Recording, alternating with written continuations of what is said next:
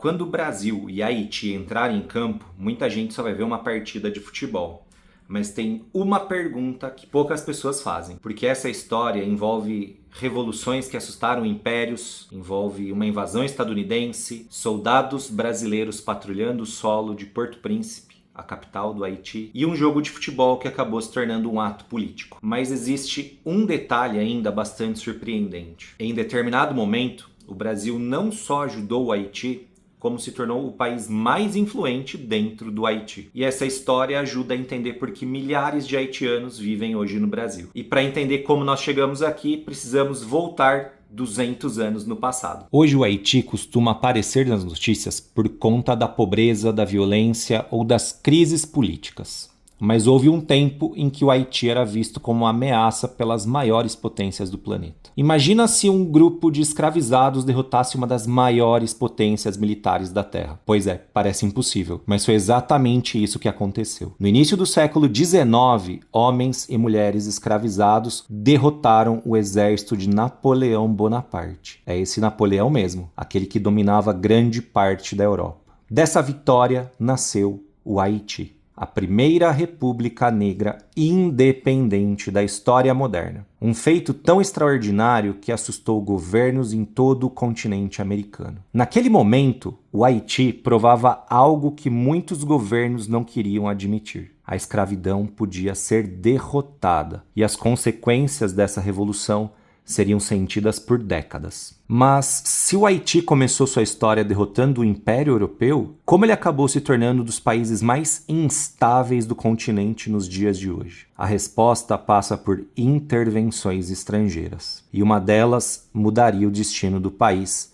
durante décadas. Ao longo do século XIX e do século XX, o Haiti acumulou instabilidade política e dificuldades econômicas. Mas um dos episódios mais importantes aconteceu em 1915. Naquele ano, os Estados Unidos invadiram o Haiti. A justificativa era restaurar a ordem, mas havia interesses estratégicos por trás da ocupação. Os Estados Unidos permaneceram no país por quase 20 anos. Controlaram instituições, influenciaram a política local e deixaram marcas profundas. Mesmo depois da retirada americana, o Haiti continuou enfrentando sucessivas crises, golpes, ditaduras, instabilidade e uma enorme dificuldade para construir instituições sólidas. Até aqui, essa história parece apenas a história do Haiti, mas é justamente nesse ponto que o Brasil entra em cena. E quando isso acontece, a relação entre os dois países muda completamente. Em 2004, o Haiti mergulhou novamente em uma grave crise política. O presidente Jean-Bertrand Aristide deixou o poder. A violência aumentou e a ONU decidiu criar uma missão internacional para estabilizar o país.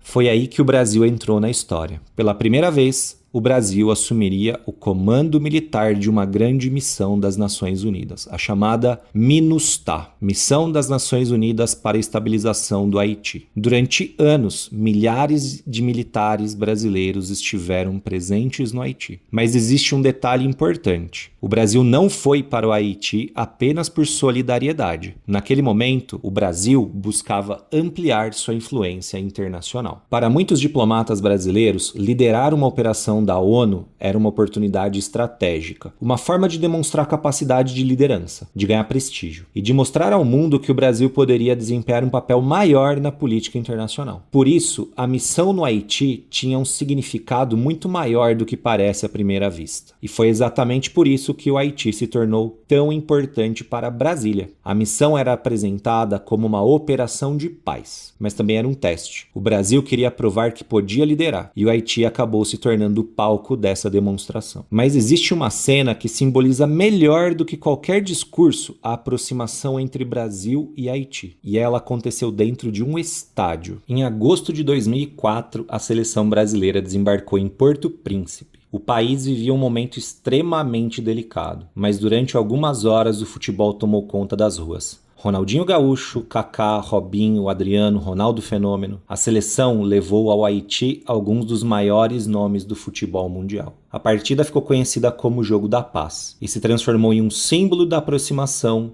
entre Brasil e Haiti naquele período. O Brasil venceu por 6-0. Mais do que um amistoso, era uma mensagem política, uma tentativa de transmitir esperança em meio à crise. Mas a história não termina quando o juiz apita o fim daquela partida. Na verdade, é justamente depois dela que surge a consequência mais visível dessa relação. E talvez você já tenha visto essa consequência na sua própria cidade. Em 2010, um terremoto devastador atingiu o Haiti. Centenas de milhares de pessoas morreram, milhões foram afetadas e muitos haitianos começaram a procurar oportunidades fora do país. O Brasil se tornou um dos principais destinos. Havia crescimento econômico, grandes obras e uma relação já construída durante os anos da missão da ONU. Nas cidades brasileiras começaram a surgir comunidades haitianas, especialmente em estados do Sul, Sudeste e Norte. Hoje, milhares de haitianos vivem, trabalham e estudam no Brasil. E essa presença é uma das marcas mais visíveis da relação entre os dois países. Nesse ponto, a pergunta do início do vídeo finalmente encontra sua resposta. A relação entre Brasil e Haiti não nasceu do futebol. O futebol apenas revelou uma conexão que já vinha sendo construída pela história, pela política e pelas pessoas. Então, quando o Brasil e o Haiti entrarem em campo, muita gente só vai ver 90 minutos de futebol. Mas por trás dessa partida existe uma história de mais de 200 anos, de revoluções, de invasões, de soldados brasileiros patrulhando a principal cidade do país, uma história que passa por terremotos, por imigrações e por milhões de vidas que foram transformadas depois disso. Talvez essa seja a coisa mais interessante da geopolítica. Os acontecimentos raramente ficam presos dentro de uma fronteira. Uma revolução no Caribe, uma missão da ONU, um terremoto e, alguns anos depois, comunidades sendo formadas dentro de um outro país. Tudo está conectado. E talvez seja por isso que uma partida de futebol consiga revelar uma história que é muito maior do que muita gente imagina. Se você gosta de entender o mundo muito além do papel, inscreva-se no canal, porque aqui até uma partida de futebol pode contar uma história muito maior do que a gente imagina.